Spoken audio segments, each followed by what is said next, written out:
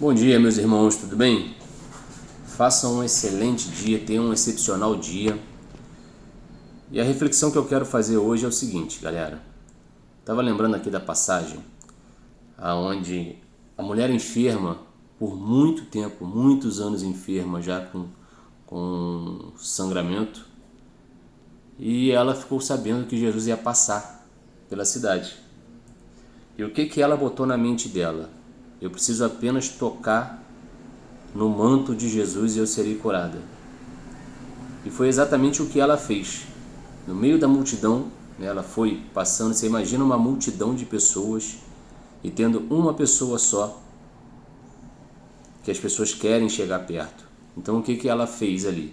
Ela foi percorrendo, passando por essa multidão, sendo achincalhada, sendo muitas vezes as pessoas olhando torto para ela, porque as pessoas ali sabiam quem ela era, sabia que ela era aquela enferma que já estava há anos com a doença. Então ela era uma pessoa que era rotulada, as pessoas não queriam ficar perto e ela manteve a mente dela firme. Ela não se deixou abater. Ela correu, né? Ela foi passando entre as pessoas até chegar próxima de Jesus. Quando ela chegou próximo de Jesus, ela não chamou a atenção de Jesus. Ela apenas tocou no manto. Ela apenas tocou na roupa que Jesus estava usando. E imediatamente ela ficou curada. Para refletir sobre isso. Quantas vezes a gente fica pedindo a Deus por algo? Quantas vezes a gente fica pedindo a Deus por uma cura? E a gente fica repetindo aquilo? Ela não fez absolutamente... Quer dizer, não é que ela não fez nada, ela não abriu a boca. Ela não pediu a Jesus para que Jesus a curasse. Ela foi até a cura. Ela usou a mente dela, a mente, a fé. E na mesma hora Jesus sentiu uma energia diferente. E Jesus para, e Jesus olha para os seus apóstolos, e essa frase é magnífica. Ele olha para os apóstolos e fala assim: alguém me tocou. Alguém tocou em mim. O que os apóstolos falam para Jesus? Mestre, você imagina a gente hoje, a gente andando do lado de Jesus, e aí Jesus, assim, tem um monte de multidão, os apóstolos tentando proteger Jesus, sendo tocado por um monte de gente, e de repente ele para e fala o seguinte: alguém me tocou. O que os apóstolos falam para ele? Mestre, um monte de gente tocou no Senhor. Tem uma multidão aqui, tem uma multidão te chamando, te gritando, tem uma multidão querendo ouvir sua voz, tem uma multidão querendo ser curado, um monte de gente te tocou. Não, esse toque foi diferente, eu senti sair algo de mim. Esse toque foi diferente. Então, o que a gente aprende aqui? O que eu aprendo primeiro?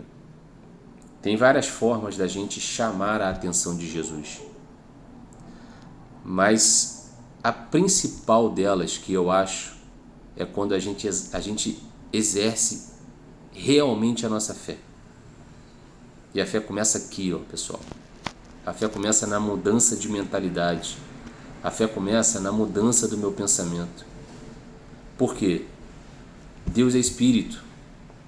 Deus é espírito. Deus não é a carne. Isso aqui, ó, a carne, isso aqui vai mortificar. Isso aqui tem que ser mortificado. Paulo ensinou isso pra gente. Mortifique a sua carne todo dia, para que você possa viver segundo o Espírito.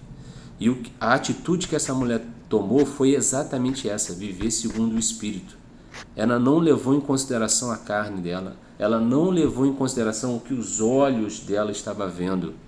Ela levou em consideração somente o que os olhos da alma estavam vendo. Ela estava vendo além. O que os olhos da alma mostrou para ela foi exatamente isso: você vai tocar na orla do Senhor e você vai ser curada. Então, qual é o aprendizado que fica para a gente? O primeiro, mudança de mentalidade. Pedro fala sobre isso também. Pedro também fala sobre isso, mudança de mentalidade. Mude a sua mentalidade. Passe a ter uma mentalidade de acordo com o reino. Passe a ter uma mentalidade de acordo com o reino. Peça a Jesus e comece a praticar o seguinte: eu vou dar menos importância. No início eu vou dar menos importância, até chegar o momento que eu não vou dar importância nenhuma ao que os meus olhos da carne veem. Mais importante é o que os olhos do Espírito veem. Os olhos do Espírito estão na sua alma. Sua alma está aqui dentro, ó, e ela precisa estar conectada aqui, ao coração. O que Jesus nos ensinou? Entre para o seu quarto, feche a sua porta e ore em silêncio. Aonde está o seu quarto? Seu quarto não é uma coisa física. Tudo que Jesus falava para a gente nos evangelhos não é físico, é espiritual. Então, seu quarto é aqui, ó, é a conexão da sua alma com o seu coração. Então, antes de qualquer oração, você precisa respirar fundo, acalmar sua mente, acalmar seu coração, para que você possa entrar nessa unidade. A gente precisa estar unido a Jesus. Essa moça mostrou muito isso para a gente. Esteja com seu coração aberto, esteja com sua mente aberta e foco. Foco naquilo que precisa ser feito. Foco naquilo que você predeterminou para que aconteça. Senão não vai.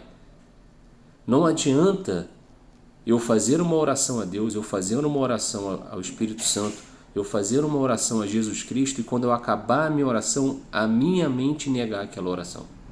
Entendeu? Exemplo. Vou orar pedindo a cura. Orei pedindo a cura de algo. Quando eu acabei a minha oração, ai meu Deus, será que eu vou ser curado? Será que fulano vai ser curado? Você começa a colocar pensamentos negativos. Já era. Deus é 100% positivo. A energia de Deus é uma energia boa. A frequência de Deus é uma frequência boa. Não adianta eu fazer a minha oração, mas não vivenciar essa oração. Peça com fé e será atendido. O que é a fé? A fé nada mais é do que eu acreditar naquilo que eu estou imaginando. Todos os milagres que Jesus fez, Jesus olha para a pessoa que recebeu o milagre e fala: vá em paz, a tua fé te salvou. Ele quer operar os milagres. Mas por que a gente tem visto cada vez menos? Porque a nossa fé está esfriando.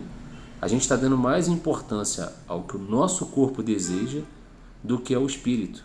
A gente precisa inverter essa polaridade. Aí o jejum ajuda muito, muito. Porque se eu estou jejuando, eu estou mortificando a minha carne. Eu estou dizendo para a minha carne que quem comanda é a minha mente, é a minha alma. A minha alma está conectada